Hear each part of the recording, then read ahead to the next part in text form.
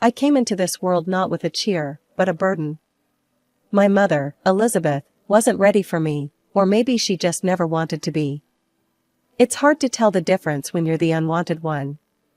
From my first breath, I was more a problem than a person in her eyes. "You never stop crying, do you?" she would hiss during those long nights of my infancy. Her voice was often laced with irritation, lacking the gentle touch you'd expect from a mother. My father, Michael, was different. He was the one who stepped up, trading sleep for soothing walks with me in his arms, while my mother locked herself away in silence. "Let me take her, Liz," I remember him pleading one night, his voice as soft as the blankets he wrapped me in. "You need to rest." As I grew, the gap between my mother's affection and indifference widened, especially when Emily was born. Suddenly, there was light in my mother's eyes, but it wasn't for me. "Look at her, Michael. She's perfect," Mom cooed over Emily, something I never heard directed at me. The differences were stark. While Emily slept quietly in her arms, I was often left playing alone or trying to help around the house. "Why don't you be a good big sister and play quietly? Emily is sleeping." Mom would often chide when my footsteps or small voice crept a decibel too high. My role in the house grew as I got older. I wasn't just the elder sister, I was the helper, the cook, the cleaner, whatever kept me busy and out of the way. As time went on, I learned the art of invisibility at home.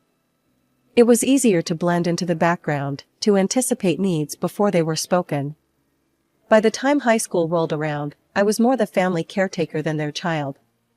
"Anna, make sure the laundry's done and dinner's ready by 6, Mom would command as she left with Emily for another shopping trip, their laughter a bitter sound as it faded down the hallway. "Yes, Mom," was always my reply, mechanical, rehearsed. At school, things were different. I was a good student, quiet but diligent. Teachers noticed me, praised me, something that never happened at home. They encouraged me, talked about potential and futures that seemed so distant from my reality. "Have you thought about college, Anna?" Mr. Henderson, my English teacher, once asked. His encouragement felt like a lifeline. "I'd like to, sir. I really would," I admitted, a flicker of hope stirring within. Those moments, rare and precious, were what fueled me. They made the long days and lonely nights bearable. They whispered of a life beyond the confines of my mother's cold indifference and the shadow of my sister's favored existence. A life where maybe, just maybe, I could be seen for who I was, not just for what I could do for others. By the time I graduated high school, I had my plan all mapped out. It wasn't anything fancy, just a simple escape from a home that felt more like a prison. The day I turned 18, I packed my bags, mostly filled with second-hand clothes and a few cherished books. "You really going through with this?" Dad asked, his face lined with worry as he watched me stuff a duffel bag. "Your mom's gonna flip, you know. She expects you to stick around, help out with the house, with Emily." I zipped up the bag with more force than necessary. "I know. But I can't stay here, Dad. I gotta try and make something of myself." I moved into a tiny apartment on the edge of town, close enough to my new job at a local diner. The work was hard and the hours were long, but every paycheck was a step closer to my goal. The diner was a noisy, bustling place, filled with the clatter of dishes and the constant chatter of customers. I learned to keep my head down and my hands busy. Nights were spent in a cramped study corner of my apartment, textbooks spread out as I worked through community college applications. I was determined to be more than a waitress, more than what my mother said I'd be. "Why you both errand with all that school stuff?" my neighbor, Jo, once asked when she caught me buried in paperwork. "Ain't like it's gonna change much." "It might not," I admitted. "But it's worth a shot. I want to be a teacher, Jo. I want to do something meaningful." Jo snorted, dragging on her cigarette. "Well, good luck with that, kid. This world ain't kind to dreamers." Saving money became a game of numbers. Every tip went into a jar, every spare dollar tucked away for future tuition. I cut corners everywhere, lived on ramen and toast, and kept my eyes on the prize. After a year of relentless work and study, I had enough to enroll in college. I chose the local community college, affordable and within commuting distance. The day I received my acceptance letter, I felt a surge of pride like never before. Walking into my first class, I felt out of place with my worn-out jeans and second-hand textbooks, but I was there, in a seat, ready to learn. "You here for the early childhood education program?" a girl next to me asked, her pen tapping nervously on her notebook. "I'm Sarah. We should study together, maybe?" "Sure, Sarah. I'm Anna. I'd like that." College was a whole new world, one where I wasn't just the forgotten daughter or the hard-working waitress. I was a student, a peer, and soon, I found myself part of a community. Evenings were still spent at the diner, but now my days were filled with lectures, group projects, and a growing belief that I could really make this happen. I could become someone who made a difference. The path wasn't easy. There were moments of doubt, of fear that maybe Joe was right, that maybe the world wasn't kind to dreamers. But every time I helped a classmate understand a tough concept, or received praise from a professor, I knew I was where I was supposed to be. By the time my second year of college rolled around, I was deep into my studies and working the evening shift at the diner. One evening, as I balanced a tray full of burgers and shakes, my phone buzzed in my apron. It was an email from the college financial office. My heart skipped. This was it, the scholarship decision. I waited until my break, hands shaking as I logged in to read the email. "Congratulations," it began. "We are pleased to inform you." I didn't need to read the rest, I had done it. A full ride for the next year. I let out a breath I didn't even know I was holding and slid down against the wall, relief washing over me. The following weeks flew by in a blur of exams and late-night shifts. But with my financial worries eased, I was able to focus more on what I really loved, learning how to teach. As the semester ended, I started applying for teaching positions, each application sent with a mix of hope and nerves. One afternoon, while I was setting up for a job fair, my old classmate, Sarah, bumped into me. "Listen, are you still looking for a job? My aunt's school is looking for a new primary teacher. You should totally apply." I followed up on Sarah's tip and landed an interview. The night before, I practiced answers to possible questions in front of my mirror, determined to come off as confident and competent. The principal, Mr. Davis, was a stern-looking man who softened a bit as we talked. "Why do you want to work with children?" he asked, peering at me over his glasses. "Because I believe every child deserves a champion, an adult who will never give up on them, who understands the power of connection and insists they become the best they can possibly be." I walked out of there feeling like I had just won my second scholarship. A week later, I got the call. I was in. I was going to be a teacher. After years of working tirelessly as a teacher and constantly hitting the books at night to stay ahead, I decided it was high time to invest in a proper laptop. Walking into the tech store, I was more than a little out of my element. Rows of shiny, high-tech gadgets lined the walls, each one promising the world. I must have looked lost because a guy with a friendly smile and a name tag that read Tom approached me. "Need some help finding something?" he asked, his tone friendly. "Yeah, I'm looking for a laptop that can handle a lot of multitasking and won't give up on me in a year," I replied, hoping I sounded like I knew what I was talking about. Tom nodded, showing me a few models and explaining the specs in a way that didn't go right over my head. "This one here would be perfect for what you need, and it's within budget." As he rang up the sale, he gave a casual, "You seem really into your work. If you ever need tech advice, or any advice, really, here's my number." We started texting, casual at first, then daily. Dates followed, easy nights out where the laughter flowed as freely as the conversation. But whenever things edged towards serious, Tom was quick with the brakes. "We're still young, Anna. There's no rush," he'd say, every time I hinted at something deeper. I didn't push it. I was busy enough, and having someone even just to laugh with felt like a win. But then, one lazy Saturday morning, as I was enjoying my coffee and the rare chance to sleep in, my phone rang.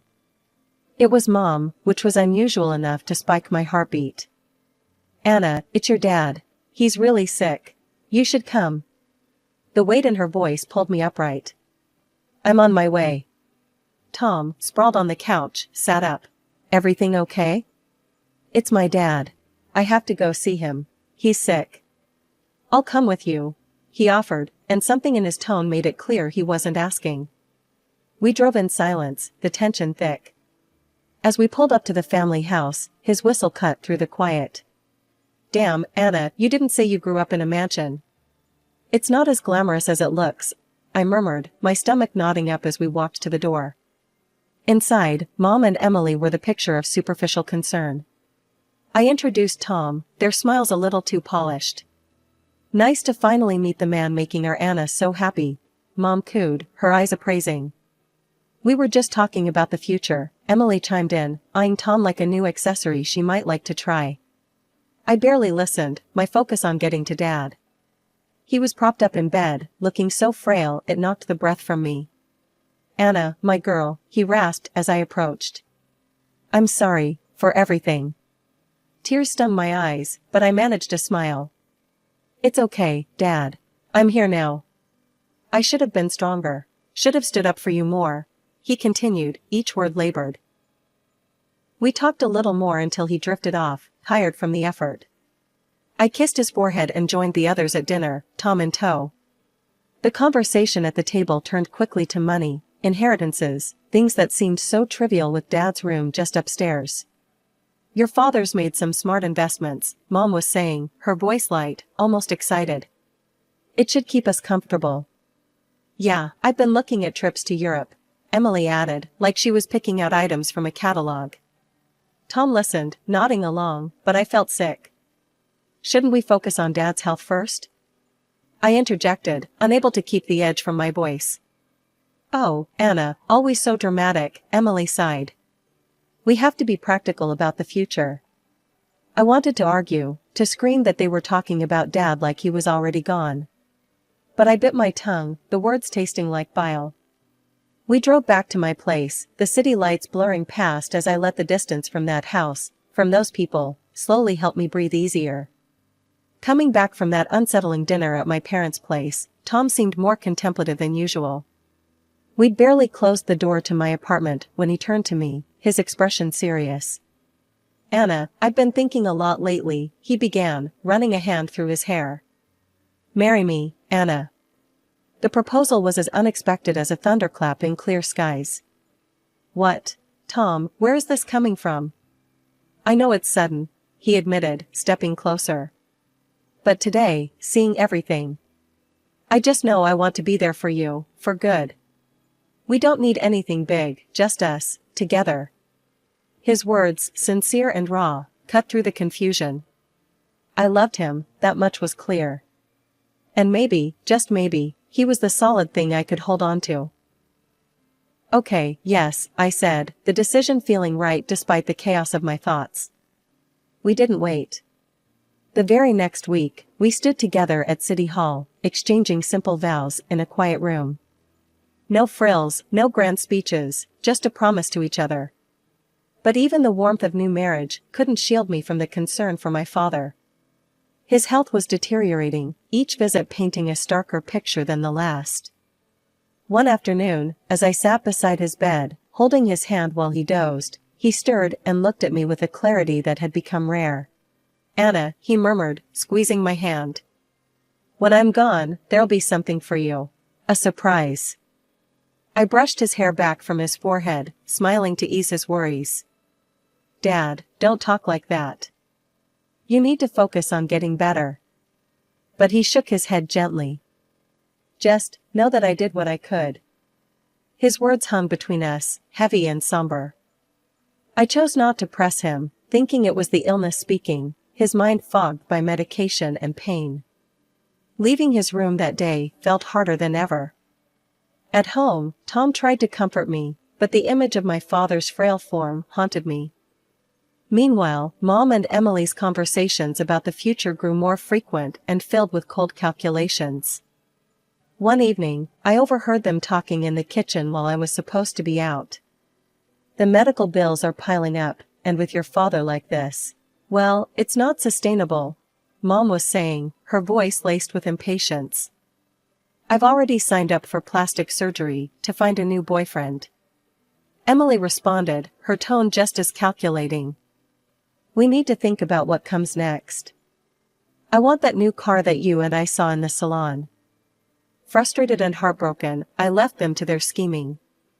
Back at my place, Tom held me close as I cried, my tears for my father, for the family I wished I had.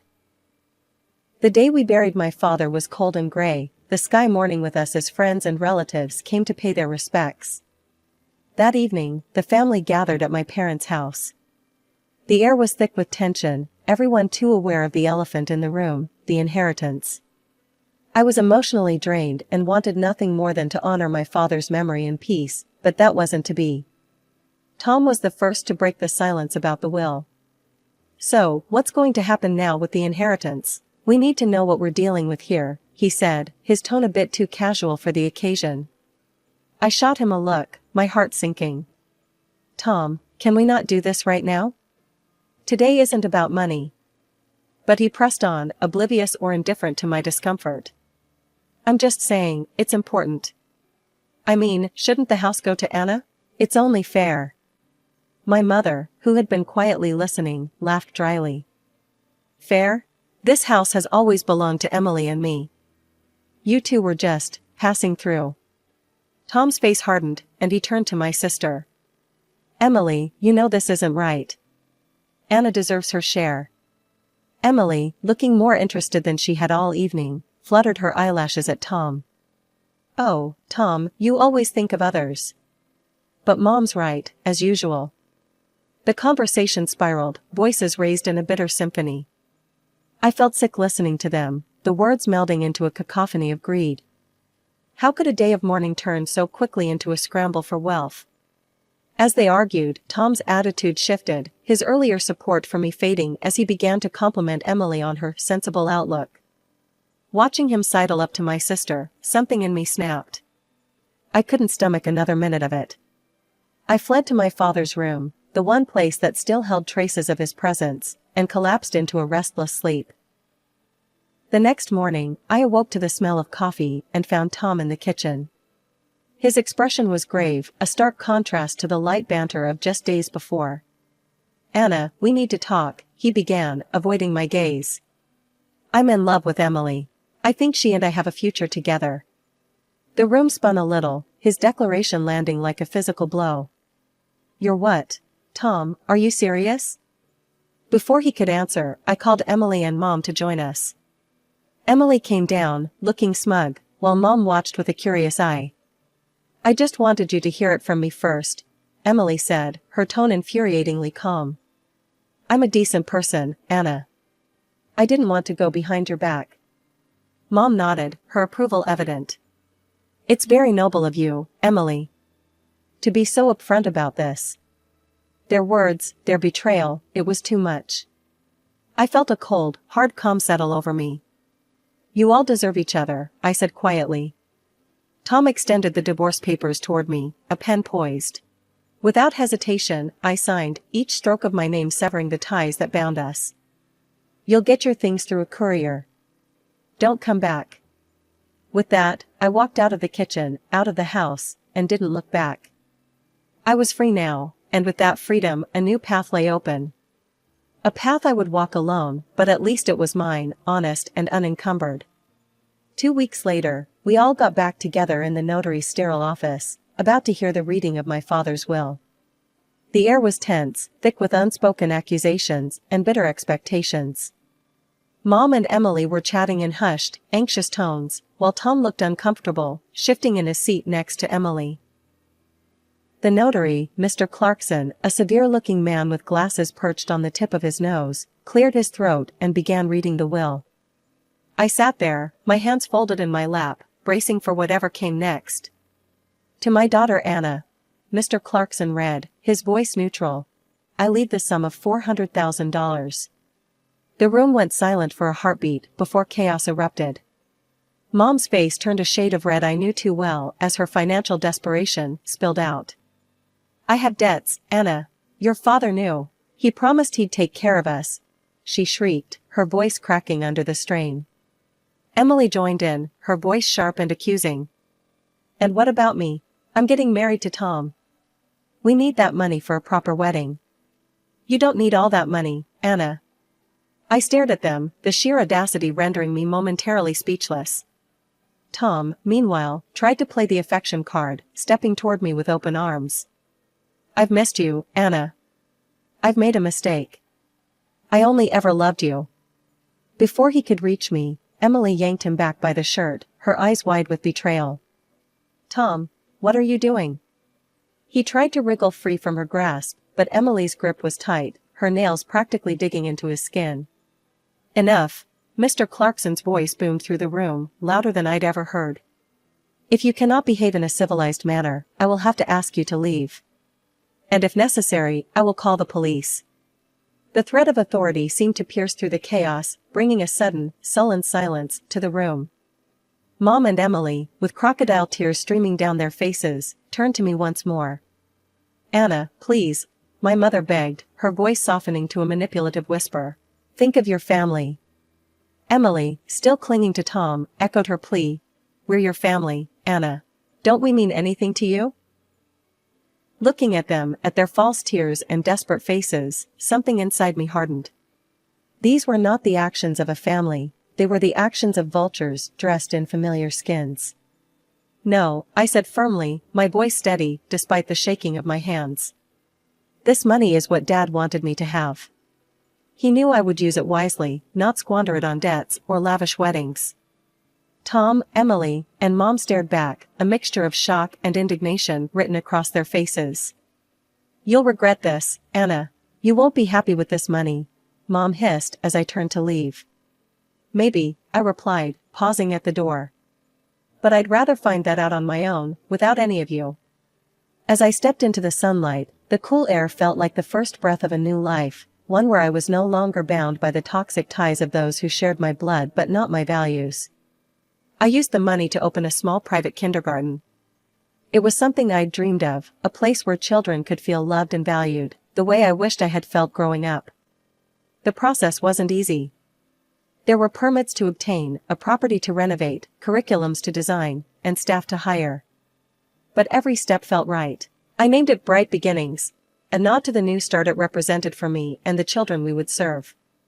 Business was good, better than I had hoped. Parents loved our approach, and word of mouth spread. Soon, we were at full capacity, and I began planning an expansion.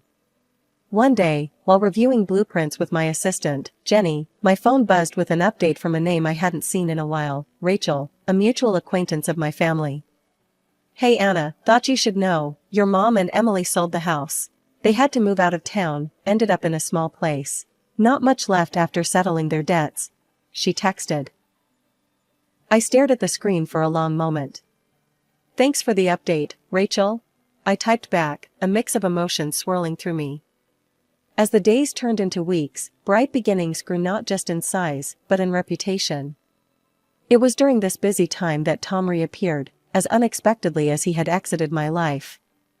I was returning from a meeting when I found him standing outside my apartment, a huge bouquet in his hands and that same charming smile plastered on his face. Anna, hey, I've been thinking about you, he said as I approached, trying to hand me the flowers. I stopped short, my keys in my hand, an incredulous laugh escaping me. Really, Tom? After everything, you think flowers will fix it?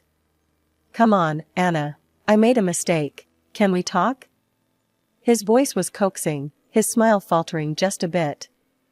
I looked at him, really looked at him, and all I saw was the same selfishness, the same opportunism. No, Tom. We can't. There's nothing for you here. He lingered for a moment, the smile finally slipping off his face as he realized I was serious. Then, with nowhere left to push, he turned and left, the discarded flowers lying wilted by my doorstep. The next few months flew by. Bright Beginnings became not just a daycare but a cornerstone of the community. We hosted family events, workshops for parents, and continued to expand our services. As I watched the children play in the newly added outdoor play area, their laughter ringing clear and true, I felt a sense of accomplishment and peace. I had built something lasting, something meaningful.